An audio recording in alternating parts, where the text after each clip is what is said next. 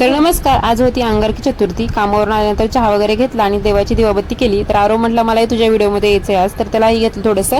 तर पटकन कणिक मळून घेतली आणि फ्रीजमध्ये वांगी होती पडलेली, तर म्हणलं आज भरलेलं वांगं करावं. तर इथे वांग्याची भाजी करून घेतली मी आणि नंतर चपात्या लाटून घेतल्या आणि आज म्हणलं मोदक करावे. तर इथं मी कणिक मळताना थोडीशी जास्त कणिक मळली होती, म्हटलं त्याचे मोदक करता येतील. तर मोदकाची एकदम साधी आणि सिंपल रेसिपी आहे. किसलेलं सुकं खोबरं घेतलं होतं, त्याच्यामध्ये मी साखर टाकली होती आणि हे जे कणकीचे गोळे मी छोटे छोटे करून घेतले होते, 11 मोदक केले होते. त्याच्यामध्ये ते सारण भरून अशा प्रकारे ते मोदक तळले होते. तर हे तळलेले छान लागतात मोदक कणकेचे आणि साध्या आणि सोप्या पद्धतीने होतात आणि लवकर होतात. तर अशा पद्धतीने माझा स्वयंपाक झालेला आहे आणि आरवला हे मोदक खूप आवडले होते.